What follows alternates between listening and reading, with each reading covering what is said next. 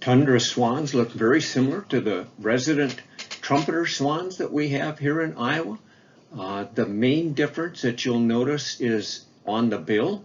If you look at a trumpeter swan, the back end of their bill where it meets the eye is going to be all black. If you look at a tundra swan, there'll be a little yellow spot on the bill right in front of the eye.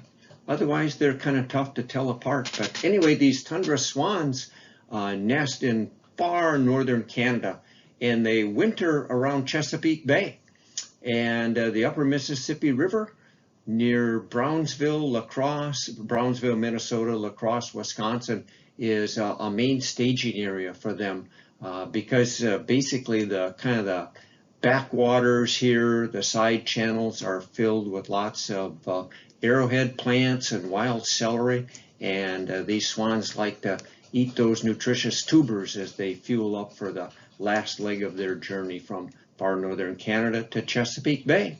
So if you get a chance, there'll be upwards possibly of 20,000 or more tundra swans near Brownsville, Minnesota until about the end of November.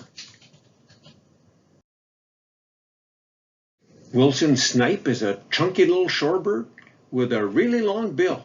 They actually look quite similar to a woodcock, but woodcock's more of a woodland bird. The Wilson snipe is a bird you'll find out in the marshes. If you can find it, they can basically sit right out in plain sight, and their feather patterns on their bodies, as you can see, blend in so well with the background. You can walk within 10 feet of them, and if they don't fly, you'll never see them. They like to probe that long bill down into the soft mud, where they pick out little, maybe regular worms or any little aquatic larvae that are down there. Again, things like, and crane fly larvae, stuff like that. But Wilson snipe nest up in northern Minnesota. They will winter probably down towards the Gulf Coast, anywhere where it's warm and the ground doesn't freeze, so they can find food along the shoreline marshes or marsh shorelines where they like to spend their time feeding. American hornbeam is one of my favorite small trees to find out in the forest because they look so neat.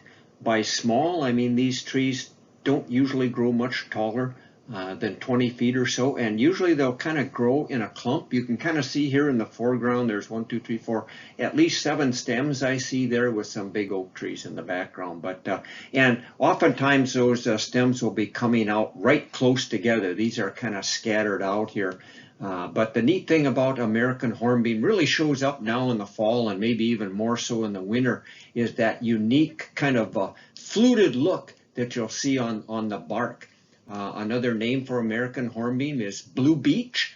Again, the bark is kind of bluish gray in color, very smooth like a beech tree, even though American hornbeam is in the birch family.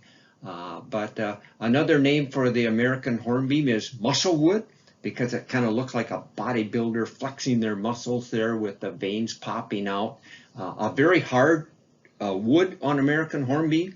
And the pioneers used to use that hard, very hard, almost like iron. In fact, ironwood, another name for it, but usually that goes for American hop hornbeam. But pioneers used to take that wood and carve it into yokes to hold their oxen together on their wagons there. So again, they kind of use the beams to hook together the horns on their oxen. So hornbeam.